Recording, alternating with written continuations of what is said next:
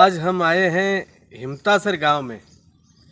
हिमतासर गांव में आपको दिखाना चाहते हैं कि ये गौशाला है जिसको इतना व्यवस्थित रूप से बनाया हुआ है। जैसे आप इस तरफ दिखाइए, ये जो है गायों के लिए सब्जियां वगैरह जो पौष्टिक आहार आता है उसके लिए एक टंकी सी बना रखी है, और इसमें जो भी गायों का जो चारा आता है, जिसको सब्जियां वगैरह जो भी आती है उसके लिए यह बनाई हुई है। और यह जो स्थान है यहाँ पे गायों को जो उतारने के लिए यहाँ पे ये स्थान बना रखा है। इसके अलावा मैं आपको दिखाना चाहता हूँ, ये जो पीछे टीन शेड लगे हुए हैं मेरे, इन टीन शेड के जो उस तरफ जो टीन शेड लगा रखे हैं वहाँ पे गायों को जब बारिश वगैरह आती है तो इनको यहाँ पे रखा जाता है। इसके अलावा आप देखिए कि पेड़ों के चारों तरफ खाद जो है गाय की गोबर की और उनकी खाद, जिससे पेड़ भी जो है वो फलते फूलते रहे, और इसका यूज इस प्रकार से ले रहे हैं। अंदर चल के देखते हैं कि क्या हिसाब से गायों की गौशाला के लिए, गायों के लिए क्या इन्होंने प्रबंध कर रखे हैं। और यहाँ पे एक सबसे बड़ी बात मैं आपको बताना चाहता हूँ, देसी गोवंश, जो देसी गाय हैं वही गायें यहाँ पे रखी हुई है। आप देखिए ये गायों के लिए कुत्तर की व्यवस्था, जिसको गायों का चारा बोलते हैं हम, और उनको ये भरी हुई है। अब ये पीछे आप देखिए नंदी महाराज जो इस तरफ हमारी तरफ झांक रहे हैं और बड़ी उत्सुकता से झांक रहे हैं कि जो लंपी रोग है अभी जो वर्तमान में, वो लंपी यहाँ पे किसी भी गौवंश को नहीं हुआ है। यहाँ पे लंपी जो आसपास के क्षेत्र में बहुत लंपी फैला हुआ है, यह एक महामारी का रूप ले चुका है। लेकिन यहाँ इस गौशाला में एक भी ऐसी गाय नहीं है जिसको लंपी हुआ हो और वो मर गई हो। लेकिन इसके पीछे क्या कारण है यह हम जानना चाहेंगे।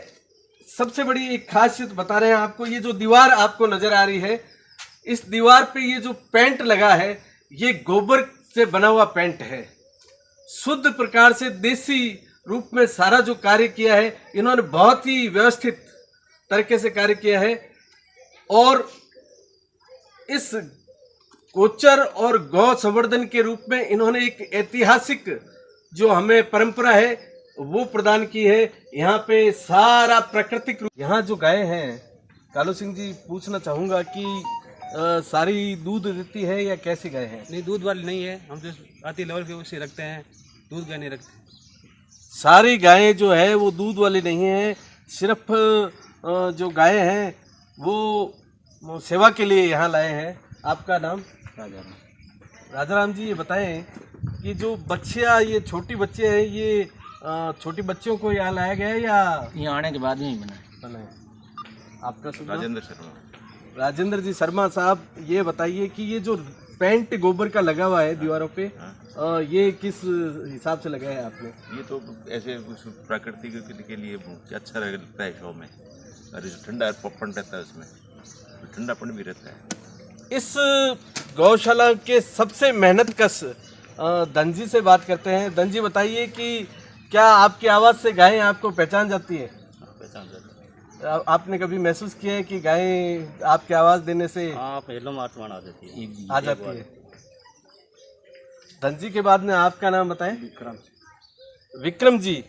विक्रम जी और ये सारी जो टीम है ये हमारे इस गौशाला के लिए कार्य कर रही है, और हम इनका बहुत बहुत आभार व्यक्त करते हैं कि आप जो ये सेवा का कार्य कर रहे हैं, जिसमें आपको कोई भी उत्पादन नहीं हो रहा है, सिर्फ सेवा। इनकी प्रेरणा लेकर सारे हम सभी भारतवासी इनकी प्रेरणा मात्र से ऐसे कार्य करेंगे तो निश्चित तौर पर भारत स्वर्णिम युग की ओर जाएगा। भारत पुनः एक बार सोने की चिड़िया कहलाएगा। जय हिंद, जय भारत। जो चल रहा है अभी महामारी गायों के अंदर, इस लंपी नामक महामारी के बीच में आज हम ऐसी शख्सियतों से मिलने आ रहे हैं जो लंपी के खिलाफ एक लंपी योद्धा के रूप में कार्य कर रहे हैं।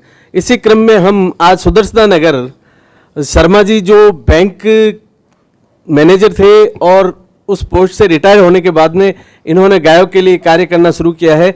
बात करते हैं शर्मा जी से। शर्मा जी बताइए कि आपने यह लंपी रोग जो हुआ है उससे पूर्व में गायों की सेवा कब से शुरू की है और किस प्रकार से आप उनको क्या क्या आहार देते हैं उसके बारे में बताएं। सर जैसा आपने बताया कि मैं बैंक से रिटायर्ड मैनेजर हूँ, SBI ग्रुप में था, बड़ा काम होता था।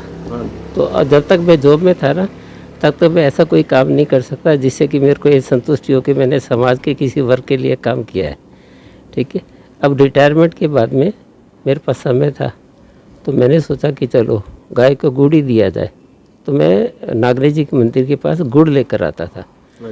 जब गुड़ लेके आता था तो मेरे को किसी ने कहा कि भाई आप ये गुड़ दे रहे हो ना, ये तो टॉफ़ी का काम करता है, तो ये इनके लिए लाभदायक नहीं है। तो मैंने कहा क्या देना चाहिए? उनका खल दो। तो मैंने खल देना शुरू किया। थोड़े समय में खल दिया तो एक बार मैं जब नागराज जी मंदिर के पास खड़ा था तो मैंने देखा कि ऋषभ प्रोडक्ट्स वालों की एक टैक्सी खड़ी थी जिस पे वो बता रहे थे कि हम गाय के लड्डू बनाते हैं और गाय के लिए अच्छा आहार है वो, और साथ में उसमें ऐसी चीज़ें डालते हैं जिसे जो ग्रह 9 ग्रह हैं उसकी भी दोष समाधान होता है। ऋषभदेव प्रोडक्ट्स जो आपने बताया, आपने कब से ये लेना शुरू किया? मुझे लगभग इसको 3 साल हो गया लेते हुए। तो शुरू में तो मैंने कम मात्रा में मंगाया था, मुझे भी पता नहीं था कि भी है ना प्रोडक्ट गाय को पसंद आएगा या नहीं आएगा। लेकिन जब मैं इसको लेके जाने लगा तो शुरू में जैसे मैं जाता था तो देता था, और बाद में मेरे को गायों ने इतना ही मौका नहीं दिया कि मैं सड़क तक पहुँच जाऊँ।